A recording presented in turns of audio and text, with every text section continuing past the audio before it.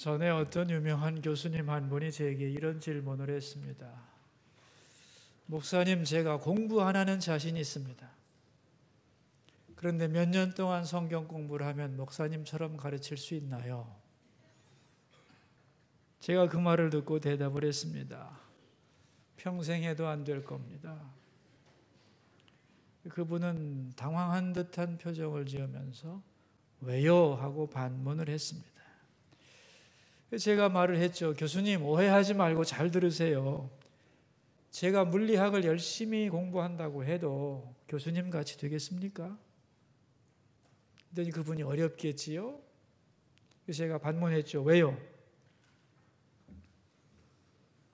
목사님이 과학자가 될 수는 없잖아요. 맞습니다. 바로 그겁니다. 제가 과학자가 아니듯이 교수님이 목사님이 아니죠. 우리는 은사가 서로 다릅니다. 그래서 같은 시간 연구를 해도 결과가 다른 것입니다. 제가 필요하시면 제 설교를 듣거나 저를 초청하셔서 도움을 받으면 되지 뭐하러 저와 똑같아지려고 고생을 하세요.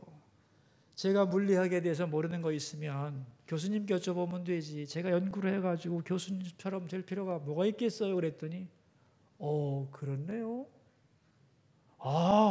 제 마음이 아주 가벼워졌습니다. 저는 뭐 신학이라도 해야 되는 거 생각했는데 그렇게 웃고 하이파이브를 한 적이 있습니다. 많은 사람들은 왜 나는 저 사람처럼 될 수 없을까? 이 문제로 고민을 합니다. 나는 왜 사도 바울 같은 전도자가 되지 못하고 나는 왜 테레사 수녀 같은 남을 섬기는 사람이 되지 못할까? 그렇게 내가 될 수 없는 이유는 뭘까? 저분들이 나보다 위대하기 때문일까? 그렇게 남과 비교하면서 열등감에 빠지는 사람들이 많습니다. 이 문제를 어떻게 해결해야 되는가 하면은 은사의 관점으로 풀어야 합니다. 내가 저 사람과 같지 못한 것은 내가 저 사람만큼 노력을 안 하고 헌신이 없기 때문이다. 그럴 수도 있어요. 그보다 더 중요한 것은 그 사람과 내가 받은 은사가 다르기 때문이에요. 이것을 바르게 이해할 때 우리는 다른 사람과 비교하면서 교만해지거나 열등감에 빠지지 않고 자유로워질 수가 있는 것입니다. 오늘 본문은 은사에 대한 말씀을 하고 있는데요. 우리가 은사에 대하여 꼭 배워야 되는데 왜 배워야 되느냐? 3절 말씀입니다. 우리 함께 3절을 읽죠. 내게 주신 은혜로 말미암아 너희 각 사람에게 말하노니 마땅히 생각할 그 이상의 생각을 품지 말고 오직 하나님께서 각 사람에게 나누어 주신 믿음의 분량대로 지혜롭게 생각하라 그랬습니다. 내가 예수 믿고 은혜로 하나님의 자녀가 됐다. 너무나 감사한 일이죠. 그렇다면 이제 내가 하나님의 자녀로 어떻게 살아갈 것인가 고민하는데 여기에 대하여 조심할 게 있다는 거예요. 마땅히 생각할 그 이상의 생각을 하지 마라 그랬어요. 이게 뭐냐면 내가 하나님 자녀가 됐다고 그래서 모든 걸 다 할 수 있는 거냐? 그렇지 않다는 거예요. 사람에게는 자기의 분수와 한계가 있다는 거예요. 그래서 하나님의 자녀가 되었지만 먼저는 내가 모든 것을 할 수 있다. 지나친 자기 팽창, 잘못된 거라는 거예요. 마땅히 생각해야 할 그 이상으로 자신을 생각하는 것은 잘못이다 그런 얘기예요. 그런가 하면 자기를 너무 비하해서 나는 아무짝에도 쓸모가 없는 사람이다. 이렇게 열등감을 가져도 잘못하는 겁니다. 자신을 지혜롭게 평가해야 됩니다. 이 지혜롭게 평가한다는 말을 다른 성서 번역본에서는 올바른 자아상을 가지시오 이렇게 번역을 했어요. 그러니까 우리가 예수 믿고 구원받아 하나님의 자녀가 되었다면 올바른 자아상을 가져야 되는데 이 올바른 자아상을 가지기 위해서 은사에 대하여 배워야 한다는 거예요. 그렇게 될 때에 교회 안에서뿐만 아니라 교회 바깥에서 어떤 공동체에서든지 자신과 타인의 관계를 바르게 이해하고 협조하며 살아갈 수 있는 길이 열리게 되는 것입니다. 그래서 우리가 은사를 배워야 된다는 거예요. 두 번째, 그렇다면 은사가 뭐냐? 은사의 정의는 은혜로 주어진 선물입니다. 뭐라고 했죠? 은혜로 주어진 선물. 헬라어로는 카리스마라고 말합니다. 여러분, 카리스마라는 말 들어보셨죠? 그 사람 카리스마가 있어 그럴 때 그 카리스마라는 말 들으면 어떤 생각이 나나요? 뭔가 좀 폼이 나는 것 같지 않아요? 남을 제압하는 약간의 도도한 멋진 모습, 권 있는 모습 이런 게 생각나지 않습니까? 그러나 카리스마라는 말 자체는 은혜로 주어진 선물이란 뜻이에요. 그러니까 자기가 받은 은혜로 주어진 선물인 은사를 잘 활용할 때 다른 사람이 보며 느끼는 감정이 카리스마인 거예요. 그러니까 노래를 잘 부르는 은사를 가진 사람이 노래를 잘 부를 때 들으면서 느끼는 감정, 카리스마죠. 음식을 잘 만든 사람이 막 열심히 만든 걸 보고 하고 놀라는 게 그게 카리스마예요. 그런데 그 카리스마는 어디에서 왔느냐 하면 카리스라는 단어에서 온 거예요. 카리스는 은혜입니다. 은혜란 또 뭐냐? 자격 없는 자를 향하여 베푸는 하나님의 사랑이요. 그게 은혜입니다. 그래서 정리하면 이렇게 됩니다. 은혜, 카리스에서 은사, 카리스마가 오는 것이다. 정리할 수 있겠죠? 은혜, 카리스에서 은사, 카리스마가 나오는 거다. 3절 말씀에 보면 이렇게 말을 하고 있어요. 3절 첫 부분에 보면 내게 주신 은혜로 말미암아. 이 은혜에서 나오는 것이 은사다. 그런 말이에요. 그렇다면 이 은혜의 핵심이 뭐냐 하면은 구원입니다, 여러분. 우리가 하나님으로부터 받은 은혜가 많은데 그 가장 핵심은 하나님의 자녀가 되는 거잖아요. 구원받는 거예요. 은혜의 결과로 구원을 받으면 그 순간 뭐가 되냐면 그리스도에게 속한 자가 돼요. 다른 말로는 그리스도의 지체가 되는 거다. 그런 말이에요. 그리스도의 지체가 된다는 것은 엄청난 특권을 의미해요, 여러분. 왜냐하면 내가 주님에게 속한 지체가 됐기 때문에 예수님의 부활이 나의 부활이 되고 예수님의 나라가 내 나라가 되는 거예요. 아멘입니까? 그리스도의 몸에 내가 속하게 되었다는 것은 영광인 것이죠. 그리고 우리의 최고의 소망이고 자랑인 것입니다. 그런데 그리스도의 지체가 되는 그 영광과 함께 뭐가 주어지냐면 지체로서 해야 할 사명이 생겨나는 거예요. 이제는 몸의 일부인 지체로서 전체 몸을 위하여 뭔가를 해야 돼요. 그 사명을 감당해야 돼요. 그 사명을 감당하라고 주시는 게 은사다, 그런 말이에요. 제가 묻겠습니다, 여러분. 여러분은 예수를 그리스도로 고백하고 하나님의 자녀가 되었나요? 예수 그리스도의 지체가 됐습니까? 영광스러운 거죠, 이거. 그러나 분명하다면 그것이 여러분에게는 은사가 있나요, 없나요? 있습니다. 그리스도의 몸된 교회와 하나님 나라를 위해 해야 할 사명이 있고 그걸 감당하도록 은사가 주어졌다는 걸 인정하라는 거예요.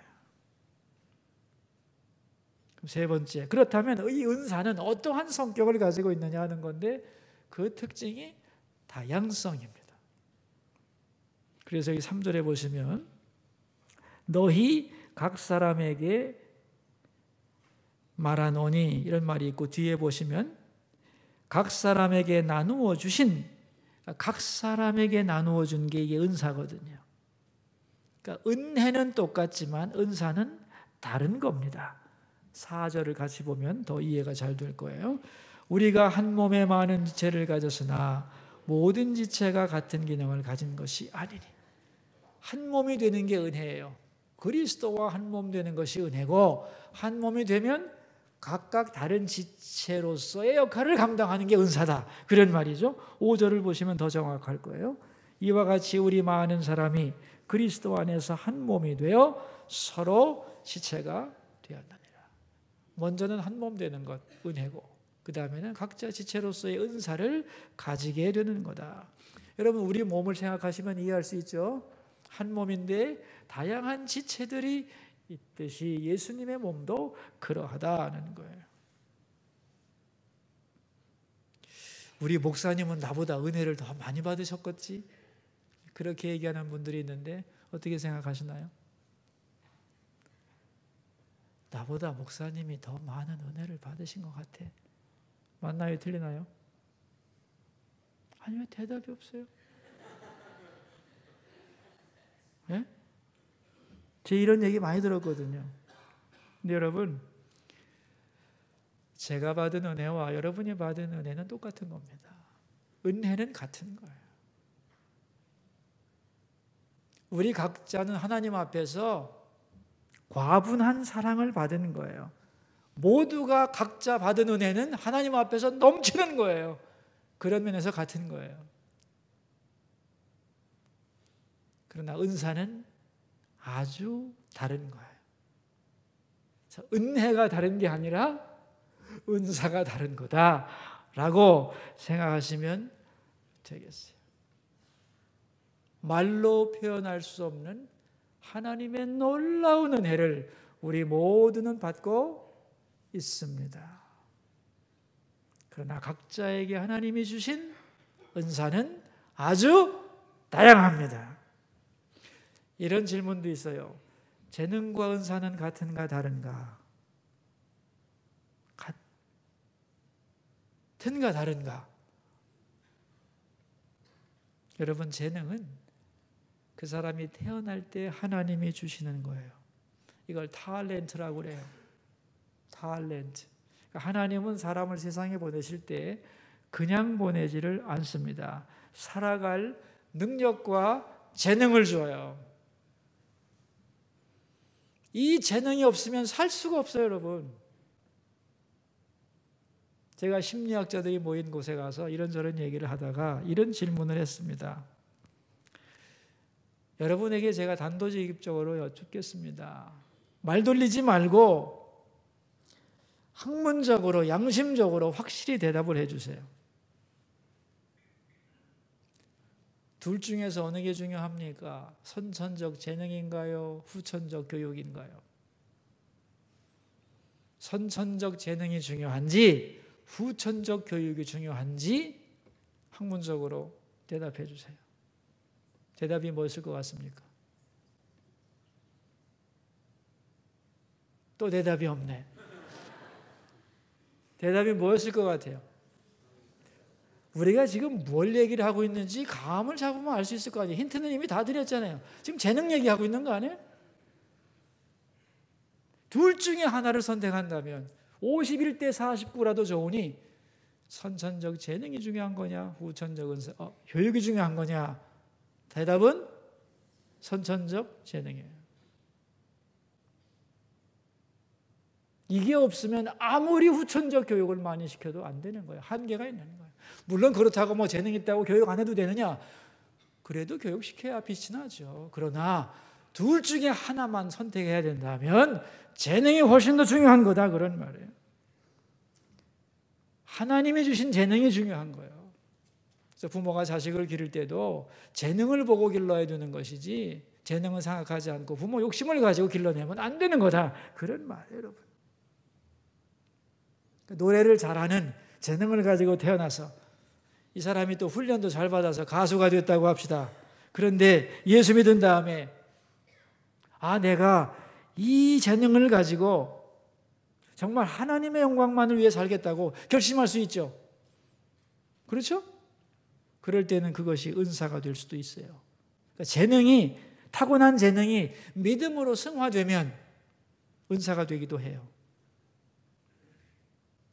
그러나 타고난 재능과는 전혀 다른 은사가 주어지기도 하는 거예요. 예언이나 방언이나 병 고치는 은사나 이런 초월적인 은사도 예수 믿고 나서 주어지는 거예요.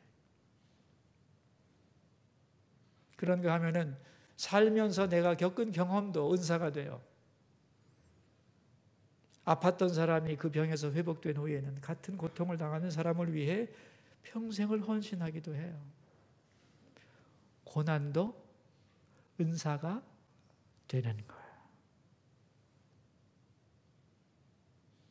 저는 지난 2년 동안 우리 총회에서 많은 목사님들이 읽을 수 있는 죽음에 대한 매뉴얼을 만들어 달라고 해서 전문 교수들과 목사님들이 모여가지고 그 책을 한 권 쓰게 되었습니다. 거기 참여한 모든 분들이 죽음 전문가예요. 제가 재밌는 걸 느꼈습니다. 그렇게 된 배경에는 전부 다 죽음을 뼈저리게 경험한 사람들이에요. 그걸 극복하기 위해서 눈물 흘리고 공부하다가 다 전문가가 되고 이제는 다른 사람의 죽음을 위로하고 아름답게 이끌어갈 수 있는 사람으로 성장한 거예요. 제가 그 팀을 이끌어가면서 뭘 생각했냐면은 기독교 죽음연구소를 설립해야 되겠다 그런 생각을 했어요. 기독교 죽음연구소를 만들어서 이 죽음에 대한 연구를 깊이 하고 사람들을 교육시켜야 되겠다. 그런데 죽음이 끝은 아니잖아요. 그죠? 죽음을 넘어서서 더 궁극적인 소망은 저 천국이잖아요. 그죠? 하나님 나라잖아요. 죽음을 연구하는 데서 끝나지 말고 이제는 하나님 나라를 연구해야 되겠다. 학문적으로, 실존적으로 연구할 필요가 있다. 그래서 저는 제 인생의 마지막 학문적인 목표를 하나님 나라 연구에 두었어요. 그래서 이제 죽음과 하나님 나라에 대한 교육을 시키기 위해서 연구소를 하나 만들어야 되겠는데 이름을 어떻게 지을까? 삶과 죽음 연구소, 죽음과 천국 연구소. 요즘 촌스럽잖아요. 어떻게 이름을 지을까 고민하다가 이폴 연구소라고 이름을 지었어요. 한번 띄워줘 보세요, 자막을. 이폴이라고 하는 게 네 단어의 이니셜입니다. Eternal Perspective of Life. 직역하면 삶을 영원한 시각으로 바라보기. 삶을 영원한 시각으로 바라보기. 그래서 앞으로 죽음 전문가들과 천국 전문가들을 연합시켜서 학문적으로 또 실제적으로 죽음을 잘 준비하고 영원한 천국을 바라보게 하는데 도움을 주려고 합니다. 그 첫 시작으로 11월에 3번에 걸쳐서 세미나를 하게 되는데 관심 있는 분들은 오셔서 배우면 좋은 결과가 있을 거라고 생각합니다. 고난도 은사라는 거예요. 이걸 잊지 말아야 돼요. 오늘 본문에 보면은 7가지 은사가 나옵니다. 성경에 7가지 은사만 있는 건 아니에요. 성경에 나온 것만 해도 30가지가 넘고 세분하면 수백 가지가 됩니다, 여러분. 그런데 대표적으로 7가지를 제시하고 있습니다. 어떤 은사가 있는지 한번 살펴볼까요? 6절 말씀. 우리에게 주신 은혜대로 받은 은사가 각각 다르니 혹 예언이면 믿음의 분수. 어떤 은사가 나와요? 예언의 은사가 나와요. 예언의 은사가 뭘까요? 예언의 은사는 하나님과 깊이 교통하는 가운데 하나님이 주시는 감동과 말씀을 받아서 다른 사람에게 전달하는 은사가 예언의 은사예요. 이 예언의 은사를 받은 사람이 주의해야 할 점이 있대요. 그게 뭘까요? 믿음의 분수대로. 이 말은 뭐냐면 믿음의 분량만큼 그 사람이 하나님의 음성을 알아듣거든. 너는 들은 대로만 정직하게 말하라 그런 뜻이에요. 과장하거나 자기 생각 집어넣지 말고 네가 들은 만큼만 느낀 만큼만 전달하라 그런 소리예요. 자, 그 다음에 어떤 은사가 또 나와요? 7절에 섬기는 은사가 나와요. 섬기는 은사. 이 섬김의 은사 들어보셨어요? 섬김의 은사는 다른 사람이 하나님의 일을 잘 감당하도록 돕고 지원해 주는 은사예요. 운동 경기로 말하면 축구 선수가 골을 넣는데 골을 넣는 사람이 아니고 골을 잘 넣도록 어시스트하는 은사가 섬김의 은사예요. 다른 사람을 높이고 자기는 뒤로 싹 숨어버리는 자기는 작아지는 은사. 이걸 섬김의 은사라고 하는데 아주 중요한 은사예요. 성경에 보면 사도 바울이 몸이 약했는데 그 옆에 따라다니는 의사가 한 분 있었죠? 누군지 생각이 나십니까? 누가라는 의사입니다, 여러분. 근데 바울이 감옥에 갈 때도 누가는 함께 감옥에 들어갔어요. 그게 어떻게 가능하겠어요? 누가는 잘못도 없고 자유인인데 그 당시 사회는 신분 사회이기 때문에 누군가의 종이 되면 주인이 감옥에 갇힐 때는 종도 따라 들어가서 시중 둘 수가 있었어요. 그러니까 누가는 자유인이지만 바울을 섬기는 것이 하나님을 섬기는 방법이라고 생각했기 때문에 자기가 바울의 노예로 등록을 해서 바울이 감옥에 갔었을 때 따라가서 그를 보살폈어요. 이 섬김의 은사죠. 그리고 사도 바울이 하는 말과 그의 전도의 기록들을 꼼꼼히 기록합니다. 그래서 쓴 책이 뭐냐? 누가복음, 사도행전입니다. 대단한 섬김의 사람이죠. 누군가가 이런 말을 했어요. 사도 바울이 상을 더 받을지 누가가 받을지는 하나님만이 하신다고. 이러한 섬김의 은사가 있어요. 이런 은사를 가진 사람들이 해야 될 일이 뭐냐? 섬기는 일만 해라 그런 얘기예요. 섬기다가 나 대접받고 싶어 하고 변질되지 말라 그런 말이에요. 그 다음엔 어떤 은사가 있나요? 가르치는 은사가 있네요. 그죠? 7절 끝에 그죠? 가르치는 은사란 다른 사람들에게 하나님의 객관적인 진리를 가르쳐서 영적으로 성장하도록 도와주는 거예요. 그들은 어떻게 해야 되느냐? 가르치는 일에 전념하라는 거예요. 예수님만 가르치라. 예수님의 제자가 되게 하고 네 제자 만들지 마라 그런 말이에요. 자, 우리 8절에는 또 어떤 은사가 나오나요? 위로하는 은사가 나오네요. 그죠? 위로의 은사란 뭐냐면 다른 사람들을 위로하고 권면해서 다시 일으켜주는 은사. 위로의 은사를 받은 사람이 할 일이 뭐예요? 위로만 해. 위로하러 갔다가 비판하고 상처받고 자기 자랑하고 울리고 이러지 말고 맡은 바 위로를 잘 해라 그랬어요. 그 다음에는 구제의 은사가 나오네요. 여러분 구제의 은사가 뭔지 알죠? 그죠? 자기의 소유를 가지고 하나님께 드리며 기뻐하고 주님의 거룩한 일을 활성화시키는 은사가 바로 구제의 은사입니다. 이 구제의 은사를 가진 사람은 뭘 해야 돼요? 성실함으로 그래서 심플리시티입니다. 단순성을 가지라는 거예요. 이게 뭐냐면은 변덕스 부리지 말라는 거예요. 주려고 했다가 취소시키고 내가 줬는데 왜 인사가 없나 실망하고 낙심하고 취소하고 이러지 말고 나는 다만 주님의 감동을 따라 구제할 뿐이고 나머지는 하나님이 알아 하실 것으로 믿고 담백한 마음으로 구제할 것이다. 그런 뜻입니다. 마지막에 또 뭐가 나와요? 다스림의 은사가 있네요. 그죠? 여러분 다스림의 은사가 있어요. 이건 뭐냐면 공동체의 목적을 깨닫고 그 목표를 바로 세운 후에 조화롭게 추진하는 능력을 가리켜서 다스림의 은사라고 해요.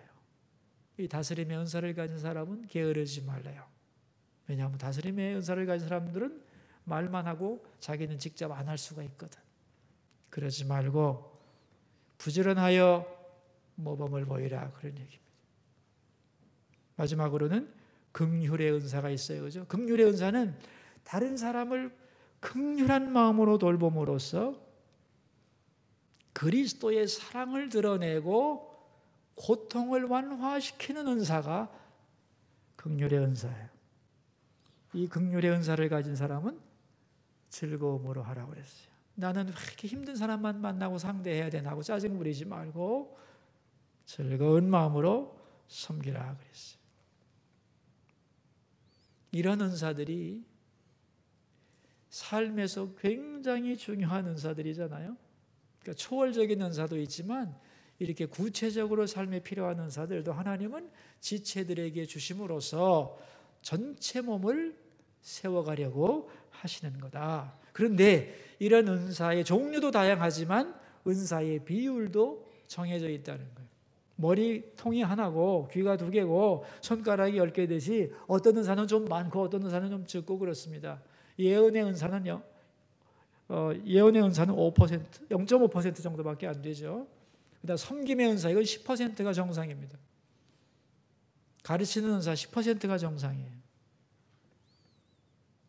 왜냐하면 그래야만 공동체가 전체 몸이 살아갈 수 있기 때문에. 그런데 실제로 교회에서 봉사하는 사람들을 데이터를 놓고 분석을 해보면 이 비율이 안 맞아요. 그 이유가 뭘까요?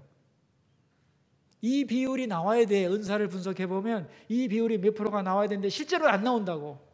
이유가 뭘까요? 그 은사를 받은 사람들 중에 응답을 안 하고 숨기고 안 하는 사람이 있기 때문에 그래요. 예를 들면 학생들은 많은데 교사가 부족하다. 그럼 무슨 뜻이겠어요? 자, 여러분이 진단을 하세요. 가르침의 은사를 가진 사람들 중에서 응답하지 않고 숨어있는 사람들이 있다는 거죠. 교회가 사랑과 섬김에 넘쳐야 되는데 썰렁하다. 그럼 무슨 뜻일까요? 말 안 해도 알겠죠. 그래서는 안 된다는 거예요. 여러분, 인생의 과제는 자기 자신이 되는 거예요. 뭐라고 그랬죠, 제가? 인생의 과제는 자기 자신이 되는 거예요. 하나님이 되라고 하는 내가 돼야 돼요. 내가 모세가 될 필요가 없습니다. 내가 다윗이 될 필요가 없는 거예요. 나는 황명환이면 족한 거예요. 뭐 어떻게 그렇게 될 수 있느냐? 내게 주신 은사를 알고 감당하면서 자신이 되는 거예요. 그럴 때 자유와 기쁨이 있게 돼 있어요. 여러분, 우리 교회는 오늘부터 3주 동안 내년도 사역 지원을 합니다. 예배 끝나고 나가실 때 바깥에서 사역 지원서를 나누어 드릴 것입니다. 나는 내년에 이런 사역을 하고 싶다. 자원해 주시기를 바라요. 나는 일하고 싶은데 내가 소속되고 싶은 팀이 없어. 이런 팀이 있으면 좋겠는데 그럼 그런 팀 만들어 달라고 말씀하세요. 어느 팀에 소속할지 나는 모르겠는데 나는 아무튼 이런 은사가 있으니까 마음대로 쓰세요. 그러면 자기 은사를 써놓으세요. 그리고 나는 무슨 은사가 있는지 도무지 모르겠어요. 그런 사람들은 은사를 알려달라고 하세요. 은사 세미나 시간을 준비해 뒀습니다. 교회는 잠자는 사자라고 합니다. 사자처럼 무섭게 세상을 향하여 포효할 수 있는 힘을 하나님이 주셨다는 거예요. 교회에다가. 왜? 그리스도의 몸인데요. 뭐 누가 이기겠어요? 그런데 잠을 잡니다. 그래서 무기력해지는 거예요. 교회가 잠자는 이유는 뭐냐 하면은 은사와 능력을 재워두는 거죠. 개발하지도 않고 발휘하지도 않은 거예요. 그래서 자기도 무능해지고 교회가 연약해지는 거다. 그런 말이죠. 여기서 벗어나려면 자기의 은사를 발견해야 되고 그것을 가지고 섬겨야 하는 것이죠. 결론을 맺겠습니다. 우리가 은사를 바로 배워서 올바른 자아상을 가지게 되면 자기 자신을 어떻게 평가해야 되느냐 하면은 설교 제목이에요. 같이 한번 읽어볼까요? 나는 내가 좋다. 이렇게 나와야 돼요. 여러분, 이 말을 오해하지 않기를 바랍니다. 내가 뭐 완벽하다거나 다른 사람보다 월등하다 그런 뜻이 아닙니다.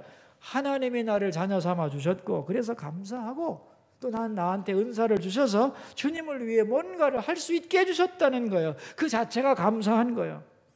그리고 이러한 나를 바라보며 하나님 자신이 참 좋다고 하셨어요. 그러므로 나도 나를 보고 뭐라고 해야 돼요? 나도 내가 좋다 그래야 돼요. 이게 믿음 있는 사람이에요. 이 말을 하지 않는 건 교만한 거예요. 나는 내가 좋다. 아멘입니까? 저분은 저분대로 좋다 그래야 돼요. 그러므로 나는 이제 내게 주신 은사를 가지고 주님을 어떻게 기쁘시게 할까? 이런 질문을 해야 되는 것이죠. 우리는 그리스도의 몸의 지체이기 때문에 전체 몸을 위해 해야 할 일이 있습니다. 여러분 모두가 기억할 것은 나도 이 교회를 위해 해야 할 작은 일이지만 반드시 있다는 걸 기억하셔야 돼요. 여기서 소외되지 않기를 바랍니다. 지체의식을 가지고 작은 일에도 동참할 수 있기를 바랍니다. 그러는 가운데 자기의 가치를 확인하시기를 바라요. 그럴 때 주님께는 영광이 되고 하나님의 교회 그리스도의 몸은 건강하게 될 줄로 믿습니다. 기도하겠습니다. 우리 세 가지 기도 제목을 가지고 주님 앞으로 나가겠습니다. 그리스도의 지체된 나에게 반드시 은사가 있다는 걸 믿고 그 은사를 찾아 발견하고 헌신하게 하소서. 우리 함께 기도하겠습니다. 사랑 많으신 하나님 찬양합니다. 그리스도의 지체가 되는 은혜를 주셨는데 얼마나 영광스러운 것인지요. 하나님 동시에 나에게는 지체로서의 사명이 있고 감당할 은사를 주신다는 걸 믿습니다. 우리 각자 다 그리스도의 지체로서 주님을 위해 해야 할 일이 있고 교회를 위하여 할 일이 있음을 분명히 깨닫게 하시고 그것을 사장시키지 않고 자원하여 헌신하게 하여 주옵소서. 그럴 때 교회는 건강해지고 주님은 영광을 받으시며 우리에게는 자유와 기쁨이 있다는 것을 배워가게 하옵소서. 두 번째 기도 제목입니다. 내일부터 한 주간 동안 가을 새벽 예배가 있습니다. 기독교의 핵심을 배우는 시간으로 전개되는 이 가을 새벽 기도회를 지켜주시고 우리 모두를 깨워주사 주님의 말씀을 배우는 시간 되게 하소서. 우리 함께 기도하겠습니다. 하나님 아버지, 내일부터 가을 새벽 예배가 있습니다. 내가 믿는 기독교 어떤 것인가 다시 확인하고 다지고 그리고 고백하는 시간 되기 원하고 또 주변의 기독교에 대하여 알고 싶은 사람, 알리고 싶은 사람에게 함께 초청하여 예배에 나와 진리의 말씀으로 우리를 새롭게 하시는 은혜를 누리게 해 주시기를 기도합니다. 세 번째 기도 제목입니다. 다음 주일에는 농수산물 직거래 장터가 이루어집니다. 도시와 농촌의 교회가 서로 돕는 아름다운 모습이 되게 해주소서. 우리 함께 소리내서 기도하겠습니다. 하나님 아버지 찬양합니다. 주중에는 가을 새벽 예배가 있고 다음 주일에는 농수산물 직거래 장터가 있습니다. 농촌의 교회들이 도시의 교회와 서로 연합하여 서로를 세워가는 주님 보시기 아름다운 축제가 되도록 도와주시고 좋은 날씨와 필요한 모든 여건도 주께서 아름답게 베풀어 주시옵소서. 그래서 하나님께 영광이 되고 서로에게 힘이 되게 하옵소서. 하나님 아버지, 우리를 예수 그리스도의 지체로 삼아주신 은혜 찬양드립니다. 이제 지체가 되었으니 특권과 영광이 있는 동시에 사명도 주어졌음을 믿습니다. 각자가 그 사명을 찾아 감당하게 하옵소서. 주여 우리에게 올바른 자아상을 가지게 하여 주시옵소서. 우리의 은사를 가지고 주님의 몸을 세우며 자유와 기쁨을 누리고 서로가 행복하게 하옵소서. 나는 내가 좋다 그렇게 고백하게 하시고 저분은 저분대로 좋다 인정하면서 서로를 세워가는 은사에 입각한 서로를 이해하는 능력이 우리 가운데 커져가게 하옵소서. 존귀하신 예수님 이름으로 기도합니다.